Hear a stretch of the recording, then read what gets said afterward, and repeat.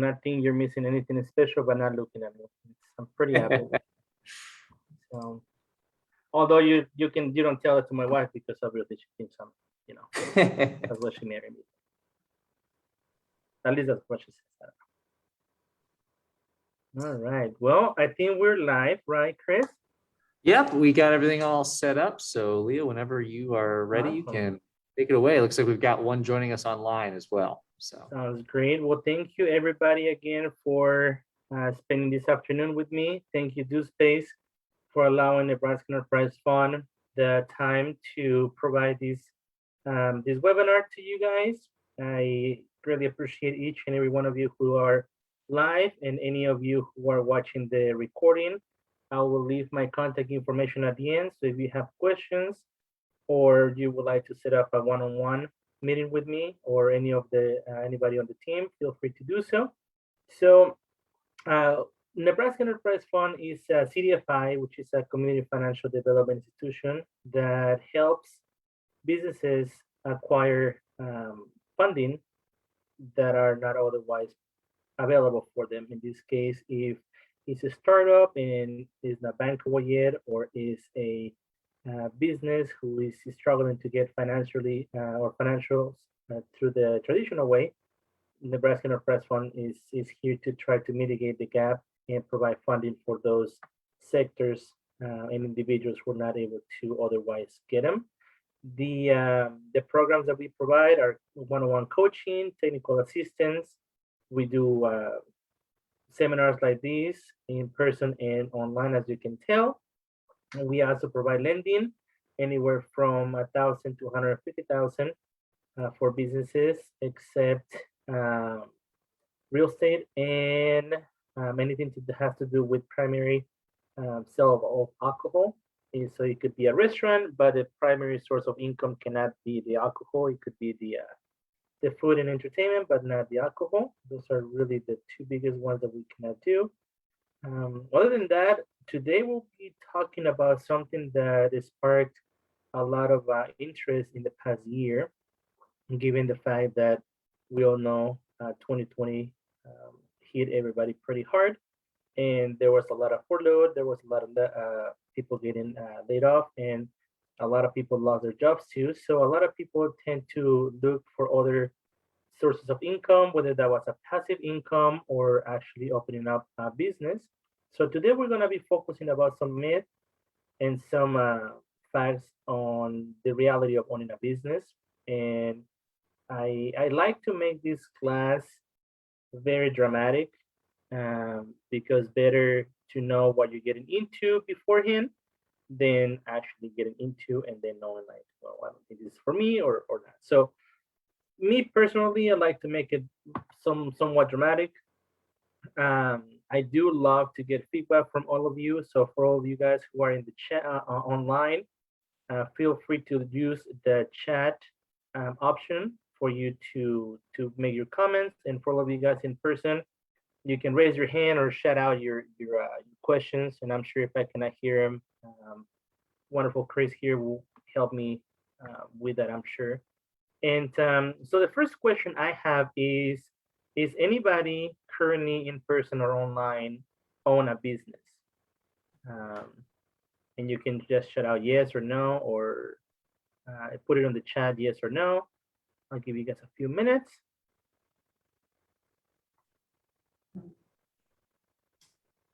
Okay.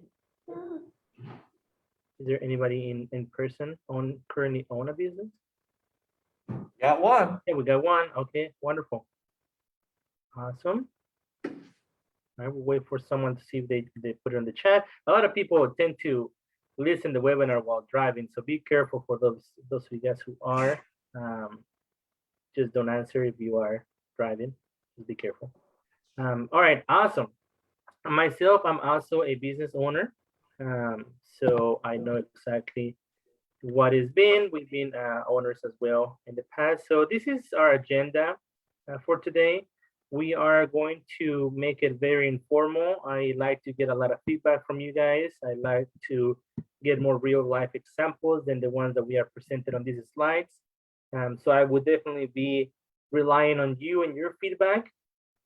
for ideas or for thoughts and questions. So as you can tell, we got a pretty easy agenda for today. The main thing that I want to focus on is it will be the number 4. Let me see. I think I have a pointer here. 1 second. Can you guys see the little red dot? I hope there's no cats in the room, so it doesn't go crazy like that. But yeah, so this is the one that I would like to focus a lot of most of the time, just because a lot of my entrepreneurial clients do heavily focus on this part, and I have seen that a lot. Faith is a great, great thing to have, but it's a really an awful strategy, and I know we as a business owners rely a lot on it, and then the what if. So we're gonna focus on this a lot today. We also are gonna talk about a lot of the business ownership and the other ways that you can do it. So why don't go ahead and get started. So we have a case study. Again, I like to rely a lot on you guys. So the case study that we talked about in this particular case is Marlena. She wants to open her shop, and she wants to be her own business owner, her own boss, owning her own business, and she's gonna actually get, some help from us in this case to determine whether she thinks she's ready to own a business or not. But again, we'll use this case study, but I actually do like to listen from you guys. I would love to hear what kind of business are you thinking of opening, or if you already are in the process of opening one. So I'll give you guys about a minute or two to shout out what type of business do you currently have planned on opening, or what are your ideas. And this is free for all. Don't nobody steals nobody's ideas. So shout out whichever wants to go first. No order necessary.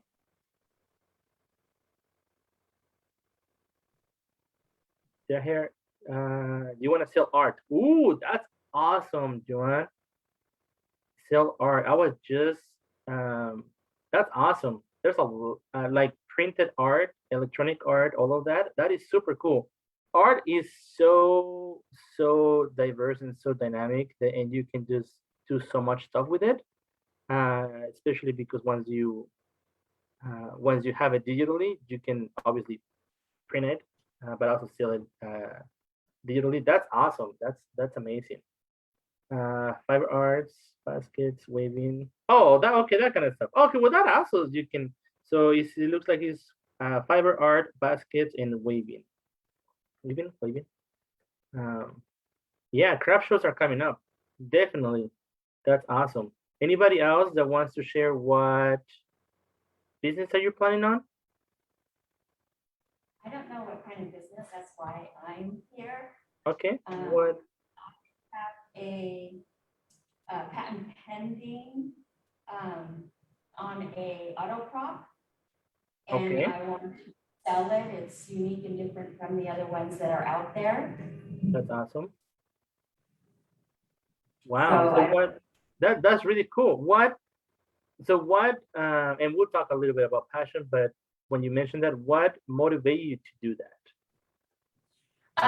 So my husband, we used to show cars, and you have to display your car. So my husband came up with a prop.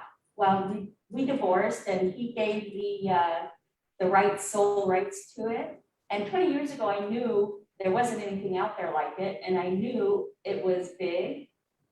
It would sell, and because there's a lot of car enthusiasts out there. Yeah. And so I want, once he gave it to me, I want to run with it.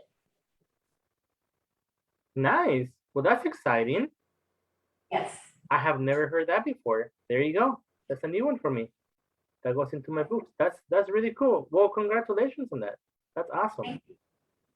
Yeah. That is really cool. Anyone else? Can I have a couple more in the chat? If not, we can keep going. That's really cool. And that ties up with this. Obviously, I'm not gonna read the whole thing, but I'm gonna point out the most important facts that I see when we talked about owning a business. In which this case, one of the reasons why Marlena is worried is because the uncertainty that her current employment is going to be in business for much longer, and that tends to be uh, our focus a lot of the times. The statistics in the United States is 1 out of 5 people that are currently employed are actively looking for another job because they're either are not happy with the management or they're not happy with the organization altogether. So obviously, when we're talking about owning our own business, you do have to realize that you will be the boss of someone at one point. You know, whether that's manufacturing, whether that's your art or you're selling it, you're going to employ at least one person if you're small. As you grow, which is the goal of every business, is you will employ other people.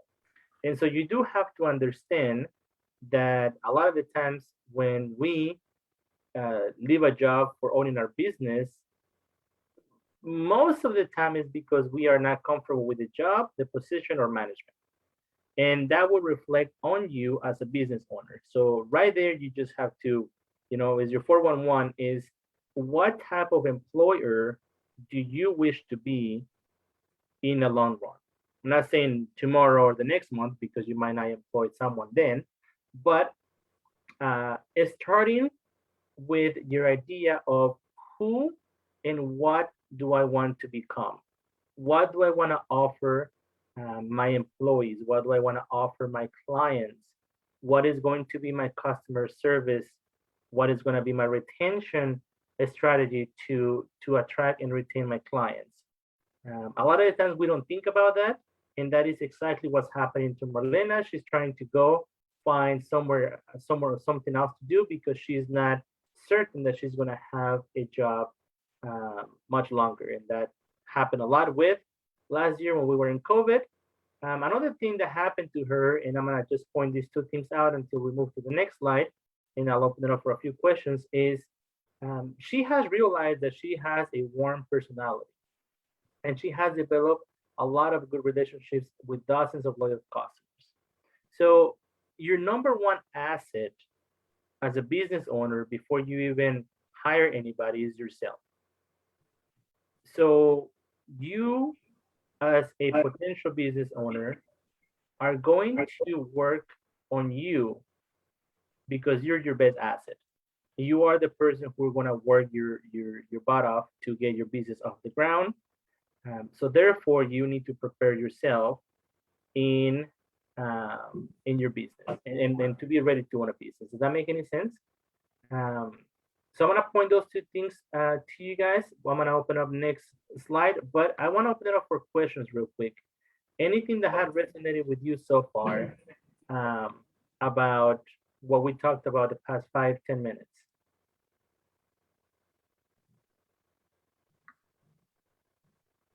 If not, that's okay. I'm sorry, can you repeat that? I was writing. All right, I'm sorry, what was that? Can you repeat that? I'm sorry. Yeah, no. I'm saying, is any questions so far from the past 10 minutes on what we talked about? About talking about working on yourself, you becoming an owner also becomes becoming a boss, and understanding what you currently have as a person and what you're going to provide as your to your customers as of right now. So if there's no questions, that's perfectly okay. All right, so we talked about motivations, we talked about motives, and so we have some of the most common answers that we receive from our clients. So this is a little bit of exercise for you guys. All I need to do for you to do is number them 1 through 4, and then we'll just 1 will be your high, and 4 will be your lowest. For all those folks online, I'm gonna read the work. So we're rating how much motivation you have for the following options: money, be your own boss, create jobs, or I'm great at, you can fill in the blank. So what would be your number one highest motivation that you want to start a business? You Money. can shout it out or you can drop it on the chat. You can whisper it to Chris. Money. Money, okay, money. I hear money. Anybody goes for being your own boss? Be your own boss. Yeah. Okay, be your own boss. I got be your own boss. How about create jobs? Anybody there? Okay, and how about I am great at customer service. I am great at building. I am great at art. And to be fair, a lot of the times there's no right or wrong answer. And in reality, these are the most common questions that we get in the field, which is, it's perfectly okay. That again, there's no right or wrong. One of the reasons why I started my own business was because I wanted to be my own boss. I wanted to be able to dictate the hours of my work. I wanted to work flexible hours because I have 2 small kiddos. I wanted to, make as much money as I wanted to. Little did I know that I have no much flexibility that I did in a current job that I did before. And you do kind of sort of become your own boss, but really your client is your own boss because they dictate a lot of the stuff that you do. So this is me personally, what I thought I was going into when I started my own business. Then I was on money, and then I really didn't even think about creating jobs. I haven't really created any jobs myself because I'm a freelance. Although I do hire contractors to help me with some work, but that's not really creating jobs. It's just more buying a service. But as a personal experience, I realized that when I started with this, then everything else follows. Because I realized that I am really good with people, and I'm really good at engaging with people. Maybe not online, but physically, I am really good at creating relationships with people. And when I realized that that's really what I'm good at, then that kind of dictated where my business would go, which is, part of coaching. And then that translated to making more money, and then actually realizing that I have the right to dictate what my hours would be. So that's awesome. Thank you everybody for participating. I think Chris has prices in person. If he doesn't, then just meet him at the door and tell him what your prices are. All right. So here is a little guide of what we talked about when we are talking about the answers that we have, few questions that we ask our clients. Yes, I want to be my own boss. Yes, I love working with customers and they love me.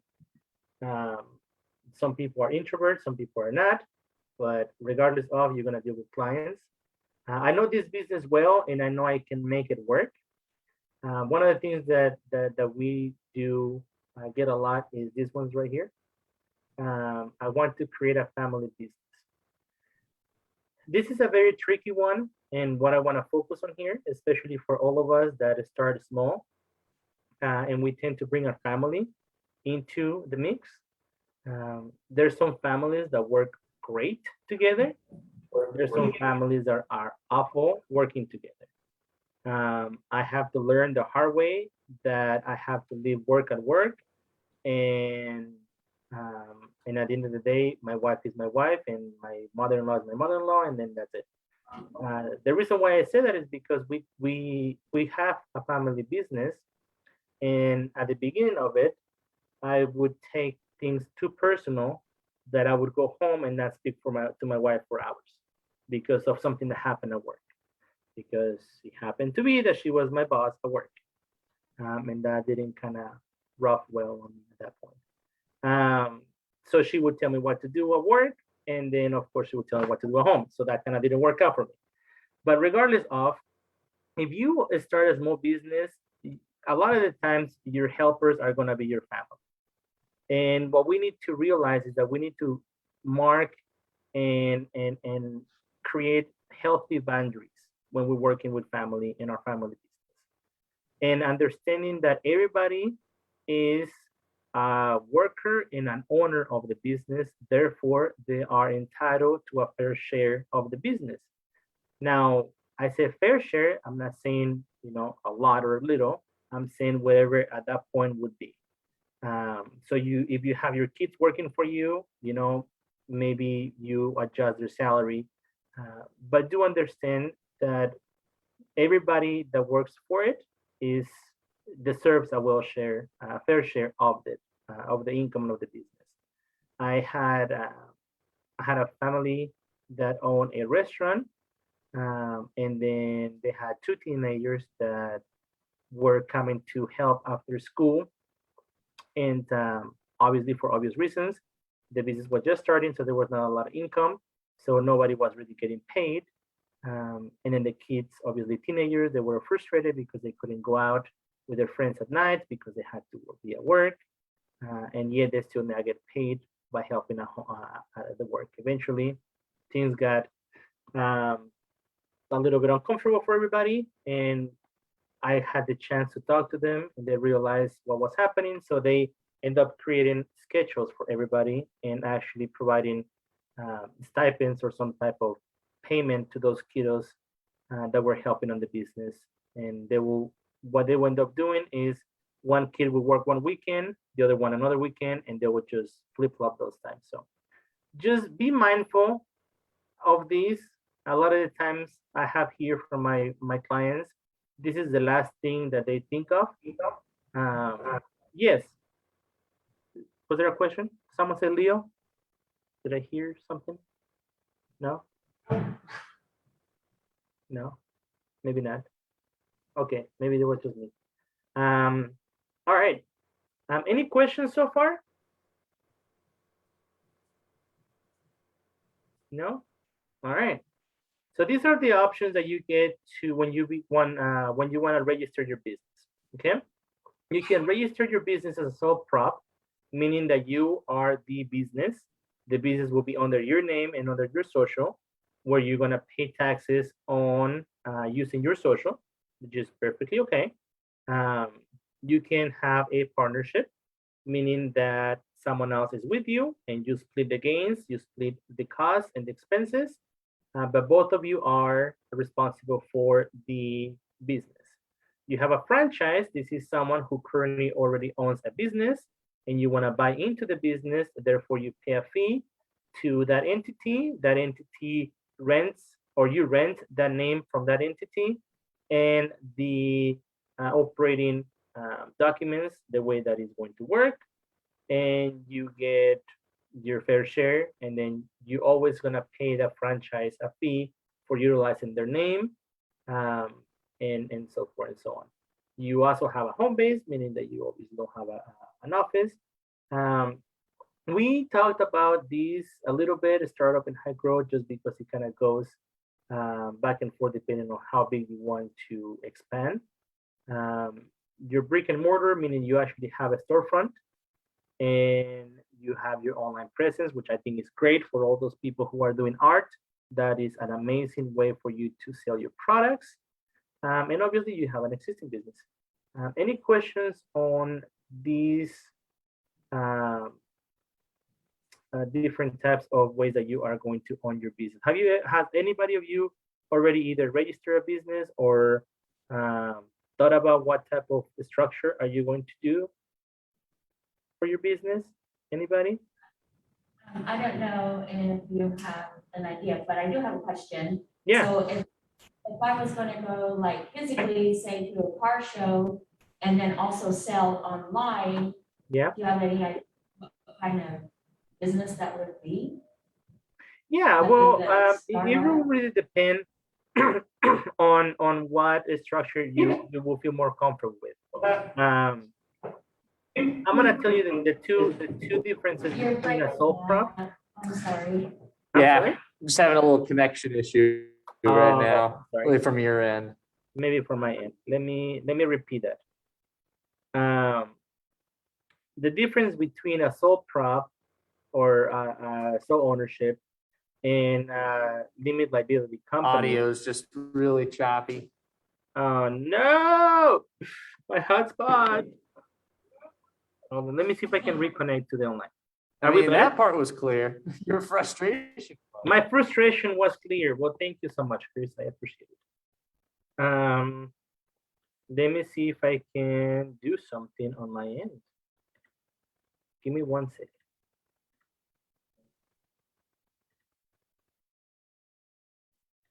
Okay.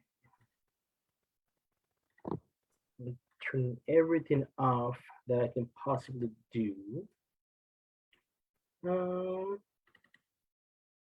Okay, if you lose me, I'll reconnect, okay? All right.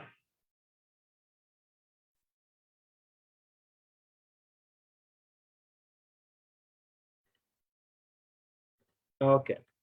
Can you hear me? For now, yeah. For now, yes. Okay. All right.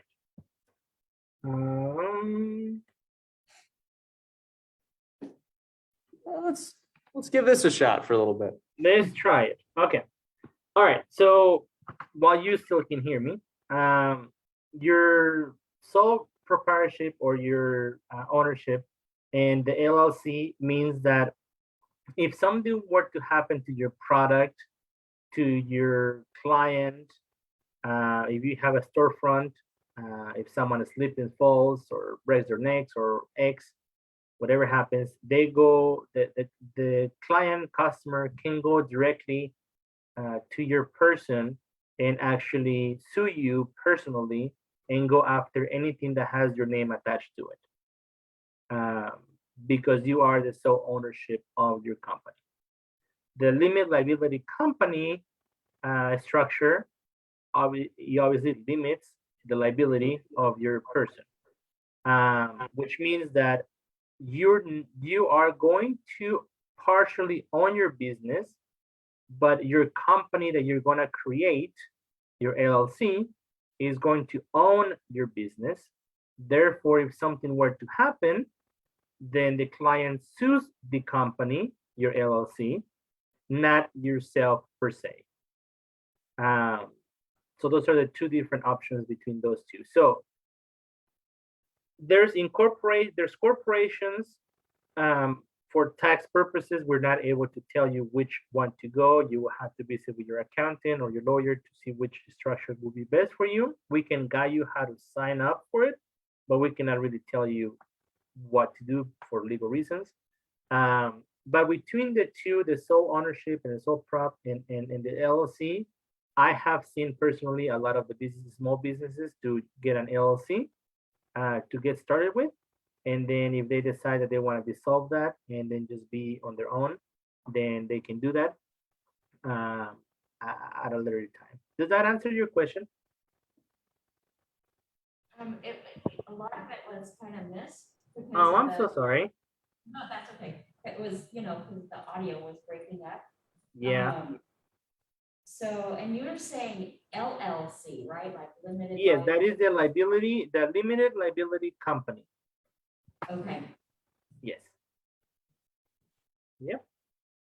I need to exit out of this really quick and reshare it because I cannot move my mouse. Let's see. Ah, there it is. Okay, good job. All right. So we talked about assumptions, true and false. All right. Well, I kind of give you the answers already, but that's okay. So we talked a little bit about the reasons why going into business. Now, we talked about now as well on what are some of the myths out there. Obviously, you're kind of cheating because you're seeing the answers, but that's my fault. So starting a new business can be a huge personal sacrifice for you and your family. We talked about it, and the answer is true. There are a lot of emotional ups and downs in this business. Yes, there's a lot. And I can personally tell you there's a long nights, a lot of the times. You get to get it right every single time. More than likely, you're gonna miss most of the time.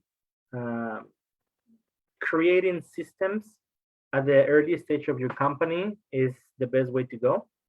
Understanding how are you gonna track your sales is huge because you want to make sure that you understand that you're making money. Um, Having sales does not equals to having money because you can very well be selling $400,000 in sales, but your expenses are 530. So sales does not always equals profit. So in order for you to understand that, you do have to have a system of recording your sales, whether that be QuickBooks, whether that be Square, Clover, whichever POS system you decide to have. I would encourage you to start, researching that in the beginning rather than in the middles or ends of your business. Um, do you need a big cash reserve to be successful? It really depends. Um, I started my business with $500 because my business does not requires a lot of stuff to do. Most of the stuff is just licensing for software and stuff like that. But maybe you need to buy a bigger piece of equipment, or maybe you need to purchase a building or whatnot. But me as a lender, I always advise my clients to be cautious of going into debt early on your business. Yes, you're gonna need money, and we as lenders understand that. But you as a client need to also understand how much debt can your business really support the first couple of years. Not because you want a piece of equipment brand new, it means you need to get a piece of equipment brand new, at least not for the beginning. It's great for you to look at the big picture of what you want to have in your shop or on your studio or whatever it is that you're operating. But understanding that that's your biggest picture and you're gonna work towards it, not acquire it on day two that you open your doors. The reason why is because the more debt you have the first couple of years is gonna be harder for you to see profit. The harder you see profit, the more frustrated you get at yourself and at the business, and the easiest is for you to start to quit the job or your business.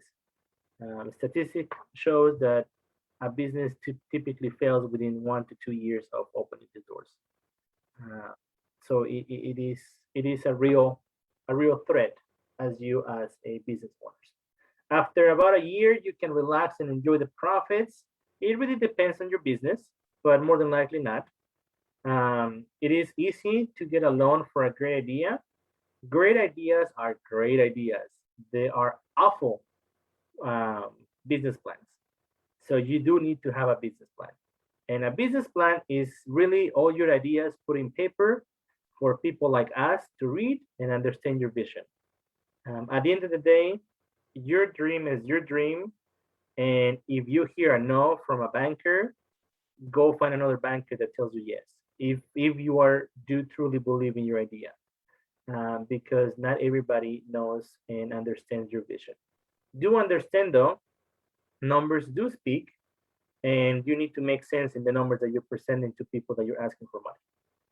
So if you're saying that you're gonna sell $200,000 in sales, but your numbers show that you cannot pay yourself the first year, and you're gonna be eating, Roman noodles and stuff like that for the first year, any ethical banker would tell you no. Now, understand what I said. Any ethical banker will tell you no. There's quite a few people out there that will tell you yes just to make a loan, and then harm you, because you're stuck in a loan with a lot of money. So always, I know doesn't always mean no. It just means maybe not now. You will not have a boss. More than likely, yes, you will have a boss, whether that is your stakeholders or in this case your clients, your customers. In my case, it was my wife, so that didn't kind of play out too well in the beginning until we talked, and then we figured out that I was the boss at home. Now that's not true. She's still the home boss at home. But anyhow, all right. So here are a few things that I'd like to talk to you guys about, and how you can really get a good, strong foundation on your business.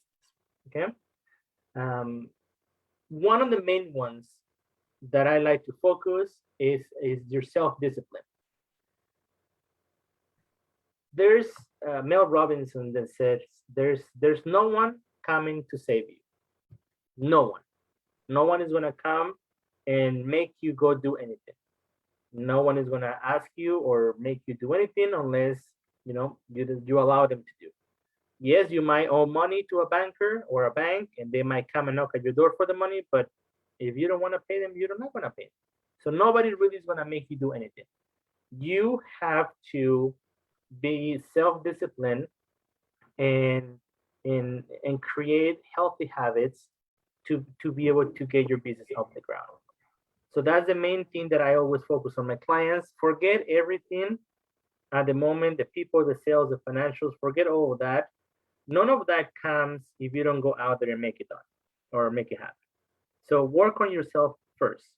If you need to take a course in some financing classes just to understand the numbers, do that. If you need to get a personal development and work on yourself, do that. If you need to take a course on public speaking just so you can go and network with folks that you're gonna get business from, do that.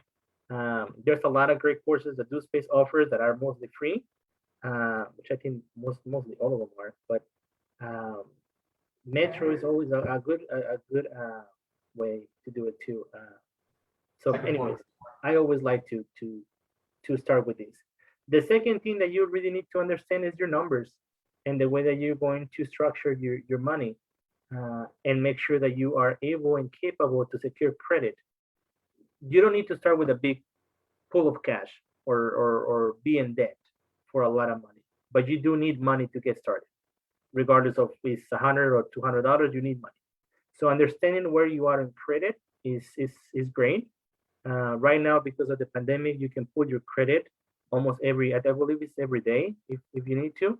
It does not give you your credit score, but it gives you your credit report, which you can kind of see where you are if you want to prepare to ask for money for a lender. The next one is your sales, and start setting goals for your business. Okay, so let's start creating an outline and a timeline, and start putting due dates on those. Okay, so I need to register my company by October of 2021, and then I need to make my first sale by November. And then I'm going to make my next sale or whatever number you're trying to achieve by, and start putting dates. And then start working towards that. Once you know you want to make, say you want to replace your current income of, I don't know, $3,000 a month. How many sales do you need to make in order for you to pay yourself $3,000, which typically is 3 times of what you want to make? And how long is that going to take? And then start working backwards. Okay, so it's gonna take me, 20 orders, and each order is gonna cost me X amount of money. And then I can complete 1 order in 4 hours. So that means I can complete 2 orders a day. Then you start kind of working backwards and saying, okay, well, this is how much time I can do and how much I can realistically be making. And then you're not alone.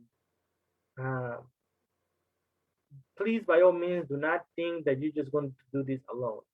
There's people out there that are able to help you either at no cost like us or minimal cost like mentors or people that you can ask. But by all means, do not go at this alone, thinking that you need to do it alone. By all means. All right. Any questions so far? Can you guys still hear me well? Yes. Okay.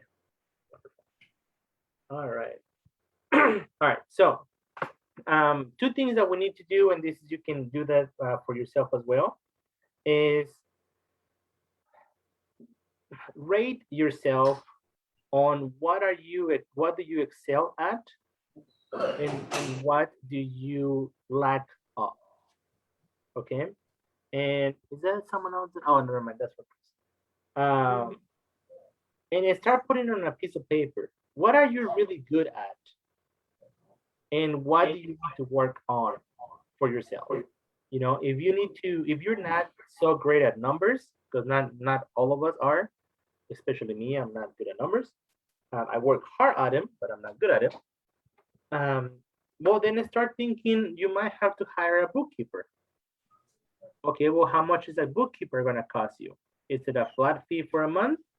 Is it per hour? Are you going to ask a family member to do it for you? Are you going to pay that person? You're just going to take them out for coffee here sometimes with it, or what is it going to be? But maybe you are really good at numbers and you're just not good at talking to people. Well, perhaps maybe you're going to have to hire a salesman to sell your product. So how much are you going to pay that person? You know, or maybe you don't want to pay that person, but you're going to use the money that you're going to pay that person to put it into marketing so you can sell your product. Well, are you going to use Facebook? Are you going to use Instagram, LinkedIn? Are you going to use paper and print for direct mail?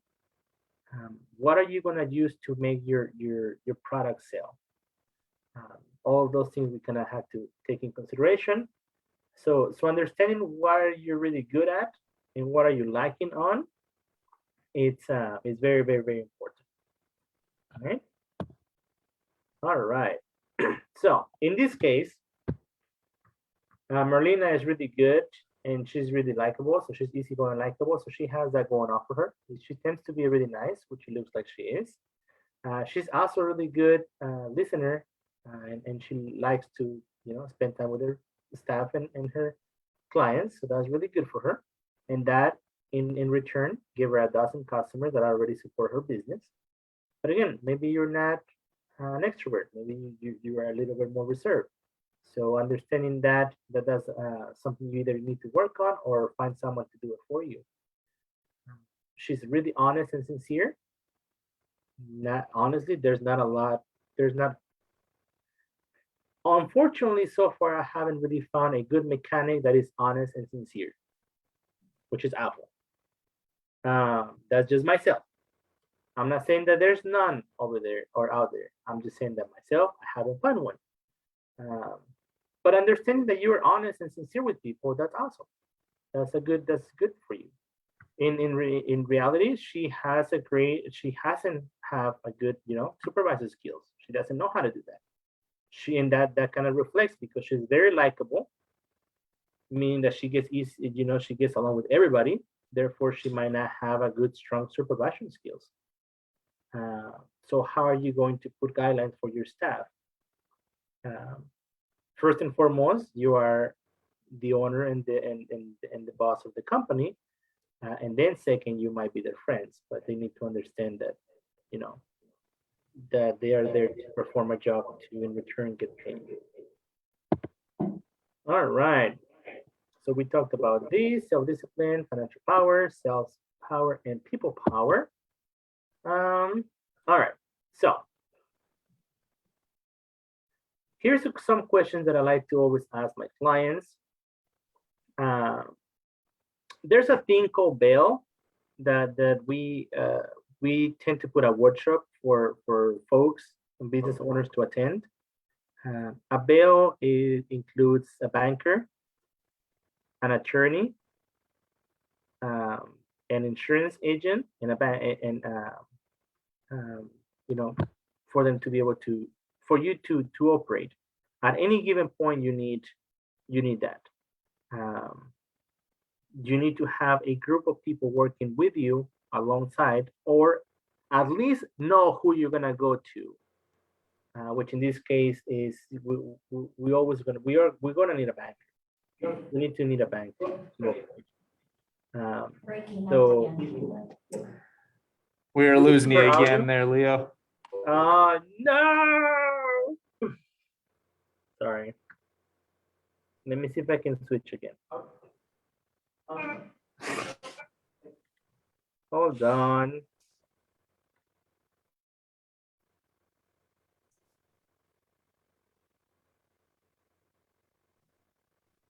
All right. Anything better now? Are we kind of somewhere, somewhat?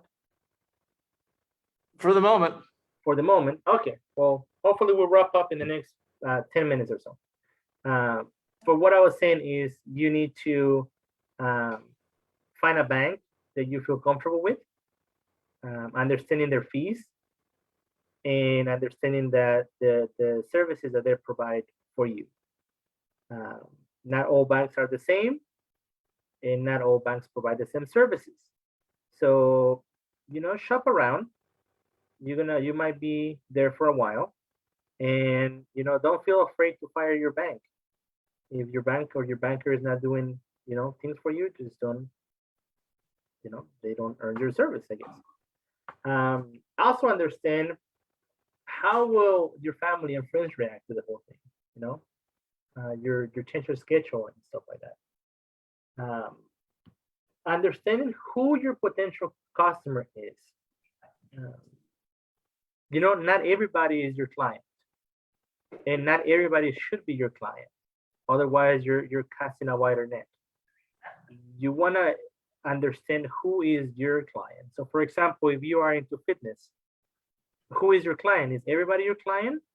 Well, not really, because there might be some folks who are not able to perform the exercises that need to be, or there might be some folks that are not interested on doing that. So in reality, you just kind of have to narrow down your market and understanding who your real ideal client is. You obviously need your client to be someone who is willing to spend the money and who's going to be able to afford the product that you're going to sell. So understanding that in the early stage, it's crucial for your business. Now, is anybody else doing the same thing you're doing or similar things that you're doing? If there is, creating a network of the people, business owners similar to you is also a great idea. Any questions so far? Can you still hear me well? Not really. Oh, no. You just gotta power through these last 7 minutes. Yeah, I think I want to say 1, 2.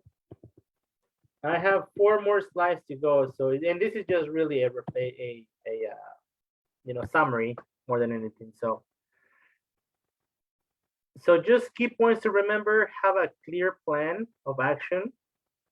Make sure that you include a bank, your loan officer, your lender, that you have one that you can talk to.